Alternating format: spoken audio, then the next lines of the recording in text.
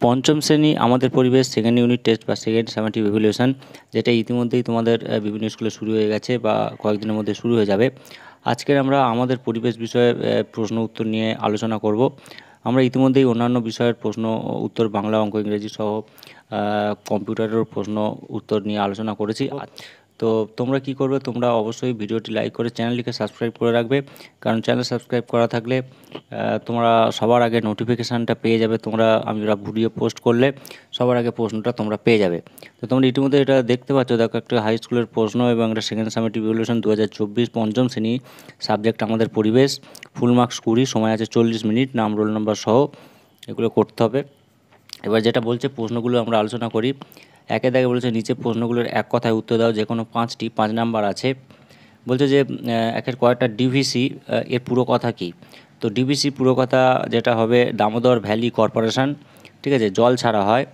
এরপরে কয়েকটা বলা হচ্ছে যে কোথাকার চা স্বাদে ও গন্ধে পৃথিবী বিখ্যাত।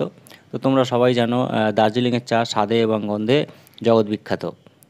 ধান কাটা ও ঝাড়ার আধুনিক যন্ত্রের নাম কি।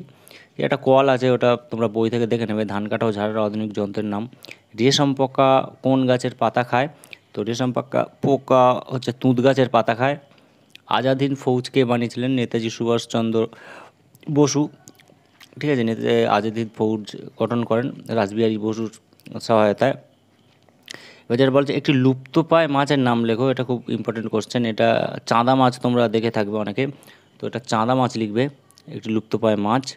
আচ্ছা, দুয়ে দেখে যেটা সঠিক উত্তরের নিচে দাগ দাও, যেটা বলছে যে গঙ্গা হলো একটি ড্যাশবাহী নদী, একটি নিত্যবাহী নদী, ঠিক আছে। অপশান দেওয়া ছিল অনিত্যবাহী শুষ্ক নদী, বৃষ্টির জলে পুষ্ট নদী। তো গঙ্গা একটি নিত্যবাহী নদী। আমার সোনার বাংলা গানটি লিখেছিলেন কে, রবীন্দ্রনাথ ঠাকুর, ঠিক আছে। আমার সোনার বাংলা আমি তোমায় ভালোবাসি, এখানে নজরুল আছে, রবীন্দ্রনাথ আছে, অতুল প্রসাদ আছে। তো উত্তর হয়ে যাবে রবীন্দ্রনাথ ঠাকুর। গান্ধী বুড়ি বলা হয় কাকে, প্রীতিলতা ওয়েদার, কঙ্কনা দত্ত না মাতঙ্গিনী হাজরা। তো মাতঙ্গিনী হাজরাকে গান্ধী বুড়ি বলা হয়। পশ্চিমবঙ্গে সুন্দরবনে কয়টি দ্বীপ আছে, 100টি, 135টি না 145টি। প্রায় 200-র কাছাকাছি, অর্থাৎ 145টি দ্বীপ আছে হবে। কোল কমপ্লেক্স আছে কোথায়, শান্তিপুর, ডানকুনি না কলকাতাতে। তো কোল কমপ্লেক্স ডানকুনিতে আছে। দেখো এখানে যেটা বলছে যে ড্যাশ, এবার শূন্যস্থান পূরণ দেওয়া আছে, ঠিক আছে। ড্যাশের পেয়ারা খুব বিখ্যাত কোথায়, বারুইপুরের পেয়ারা খুব বিখ্যাত। তারপরে বলছে যে পাহাড়ে সিঁড়ির মতো জমি তৈরি করে চাষ করাকে ড্যাশ বলে, ঠিক আছে। যে পাহাড়ে যে ধাপ কেটে কেটে চাষ করা হয় তার প্রণালীটা কী সেটা আমাকে বলতে হবে, কী নাম। আগে কীটনাশক হিসাবে ড্যাশ ব্যবহার করা হতো, আগে কীটনাশক হিসাবে কী ব্যবহার করা হতো সেটা তোমরা লিখবে। আত্রেই নদীর পার্শ্ববর্তী শহর হলো ড্যাশ, বঙ্গভঙ্গ হয়েছিল কত সালে, 1905 সালে।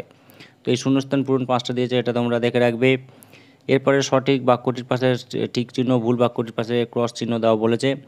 পশ্চিমবঙ্গের সর্বোচ্চ শৃঙ্গ হলো সান্দাকফু, এটা সঠিক, রাইট হয়ে যাবে। রাধাকৃষ্ণনের জন্মদিন শিশু দিবস হিসেবে পালন করা হয় না, এটা ভুল হবে, এর পাশে তোমরা ভুল চিহ্ন দেবে, কারণ রাধাকৃষ্ণনের জন্মদিন শিক্ষক দিবস হিসেবে পালন করা হয়। শিশু দিবস হিসেবে জওহরলাল নেহরুর জন্মদিন পালন করা হয়। চ্যাং মাছের লেজে ভর দিয়ে খানিকটা লাফাতে পারে, চ্যাং মাছ লেজে ভর দিয়ে খানিকটা লাফাতে পারে, এটা ভুল। তরাই অঞ্চলে ধান আর গম বিখ্যাত, এটা ভুল। বাঁশের কেল্লা বানিয়েছিলেন রবীন্দ্রনাথ ঠাকুর, এটাও ভুল, কারণ তিতুমির বানিয়েছিলেন বাঁশের কেল্লা। মোটামুটি এই ধরনের প্রশ্ন আছে, তোমরা অবশ্যই এগুলো করে রাখবে এবং ভিডিওটা লাইক করে দিও এবং তোমরা চ্যানেলটিকে সাবস্ক্রাইব করে রাখো, তাহলে পরের যে প্রশ্ন আপলোড করলে সবার আগে তোমরা পেয়ে যাবে। ভিডিওটি শেষ করছি, সবাই ভালোভাবে পরীক্ষা দাও, ধন্যবাদ।